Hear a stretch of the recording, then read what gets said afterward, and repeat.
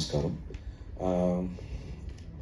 నన్ను తప్పుగా అనుకోకండి. ఎందుకంటే ముందే చెప్పాను, తెలుగు అంత ఫ్లూయెంట్గా రాదు.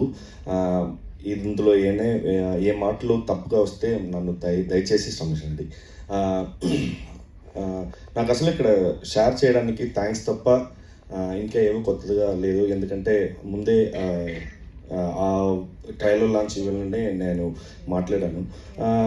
Firstly I want to thank the director, Mr. Prabhuram Vyas, and the producers who are the sole reason for this film to happen, Mr. Nazaret sir, Mr. Mahesh Raj sir, and Mr. Yuvraj sir.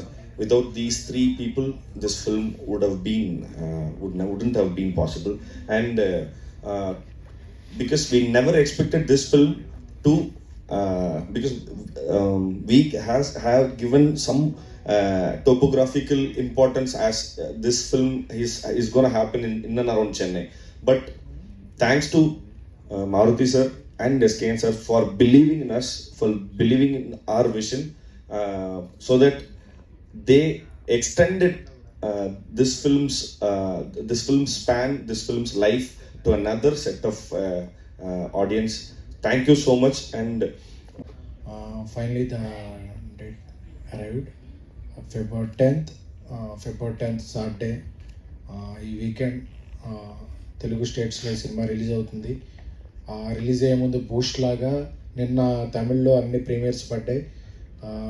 అన్ని చోట్ల audience నుంచి, media నుంచి కూడా Thums Up, అంటే ఒక same reaction. ఈ cinema ఈ మధ్యకాలంలో వచ్చిన బెస్ట్ యూత్ ఫిల్మ్ అని, రిలేషన్షిప్స్ మీద వచ్చిన బెస్ట్ ఫిల్మ్ అని చాలా మంచి కమెంట్స్ వస్తున్నాయి. సో ఒక తెలుగులో రిలీజ్ ముందు ఇది చాలా పెద్ద బూస్ట్లా అనిపించింది. ఎందుకంటే ఒక లాంగ్వేజ్లో అంత మంచి రిసెప్షన్ పొందటం, అదే వీక్ ఈ సినిమా రిలీజ్ చేయడం చాలా హ్యాపీగా ఉంది. అందుకనే అదే కాన్ఫిడెన్స్తో రేపు నైట్ 9 షోకి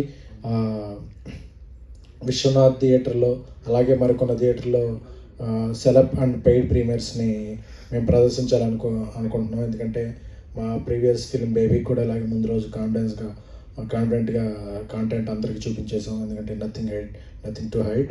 ఎందుకంటే ఒక మంచి కాంటెంట్ ఉన్నప్పుడు దాన్ని ముందుగా చూపించేస్తే అది మీడియా ద్వారా ప్రపంచానికి వెళుతుంది.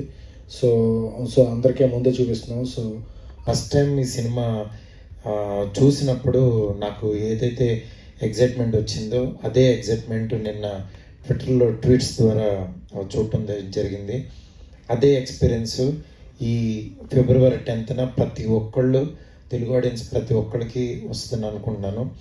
ఎందుకంటే ఒక జెన్యూన్ సినిమా ఆర్గానిక్గా రాసేటప్పుడు డైరెక్టర్కి ఖచ్చితంగా తెలుస్తుంది అతను చాలా డీప్గా వెళ్ళి రాశాడు ఈ సినిమా, అలా తీసాడని. అంటే ఎక్కడా కూడా ఒక్క సీన్ కూడా సినిమాటిక్గా లేకుండా చాలా జాగ్రత్తగా ఆడియన్స్ దగ్గర, ఆర్టిస్టుల దగ్గర నుంచి పెర్ఫార్మెన్స్ తీసుకోవటం కానీ, అది మీకు చూస్తే అర్థమవుతుంది. ఈరోజు ఈ సినిమాని నిజంగా ఎందుకు ఇంత ప్రమోట్ చేస్తున్నాం, ఎందుకు జనంలోకి తీసుకెళ్ళాలనుకుంటున్నాం.